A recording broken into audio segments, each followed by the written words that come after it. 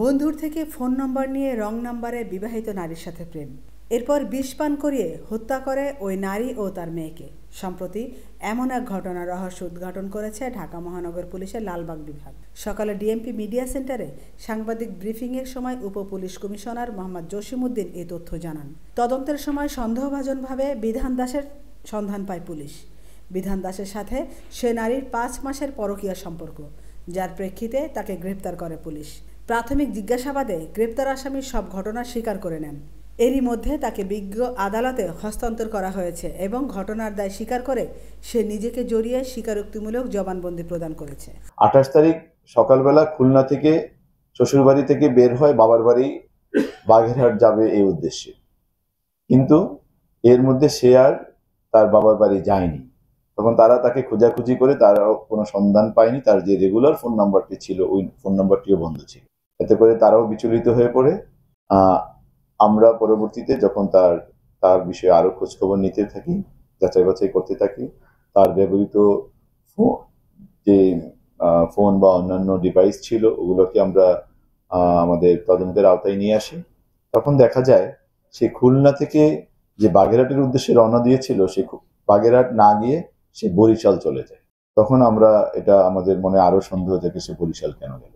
পরবর্তীতে আমরা তার বিভিন্ন অনুসন্ধানের মাধ্যমে একটা লোকের সন্ধান পাই, যার বাড়ি পটুয়াখালী এলাকায়, এবং তার নাম হলো বিধান দাস, পিতা নিত্যরঞ্জন দাস। পটুয়াখালী ১০ মিনা এলাকায়, থানা এলাকায় তার বসবাস, ওখানে তার স্থায়ী ঠিকানা।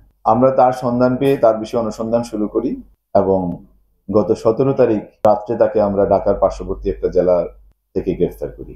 গ্রেফতারের পর তার সাথে আমরা এই বিষয়ে বিস্তারিত কথাবার্তা বলি। কথাবার্তায় জানা যায় এই বিধান দাস, তার বয়স আনুমানিক ২৫ বছর হবে। সে বালি কাটার যে জাহাজ, ওই জাহাজে কাজ করে এবং তার কোনো একজন বন্ধুর কাছ থেকে, সে স্পষ্ট বলতে পারেনি কার কাছ থেকে নাম্বারটা পেয়েছে, একটি ফোন নাম্বার পায়, যেই ফোন নাম্বারটি ছিল মাধুরী বিশ্বাসের। তো ওই ফোন নাম্বারটি পাওয়ার পর সে মাধুরী বিশ্বাসের সাথে যোগাযোগ শুরু করে। যোগাযোগের এক পর্যায়ে তাদের সাথে একটি প্রেমের সম্পর্ক তৈরি হয়। কোনো একজন অজ্ঞাত পরিচিত ব্যক্তি সদরঘাট লঞ্চ টার্মিনাল এলাকা থেকে তাকে হসপিটালে ভর্তি করে এবং হসপিটালে নিয়ে আসার পরে ডাক্তাররা তাকে মৃত ঘোষণা করেন। এই সংবাদের ভিত্তিতে আমরা হসপিটালে যাই।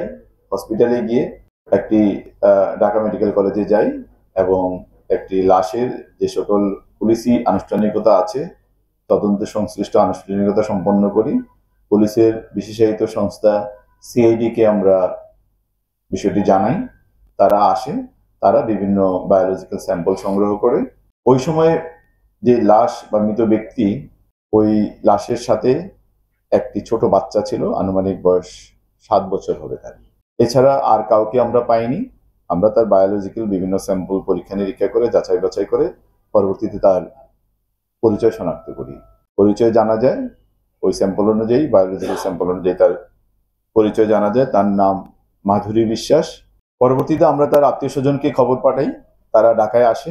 ঢাকায় আসার পরে তারা ওই হত্যা সম্পর্কে কোনো তথ্য আমাদেরকে দিতে পারেনি এবং আমরা তাৎক্ষণিকভাবে ডাক্তারদের সাথে কথা বলে, হসপিটাল কর্তৃপক্ষের সাথে কথা বলে এটার কোনো কনক্লুশনে আসতে পারিনি।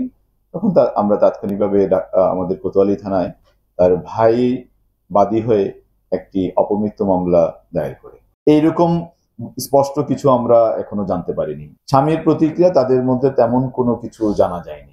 বিধান বলেছে তাদেরকে বিষ পান করিয়েছে, কিন্তু এইটা তো আমরা তো একটা যে ভিসেরা স্যাম্পল আমরা সংগ্রহ করেছি।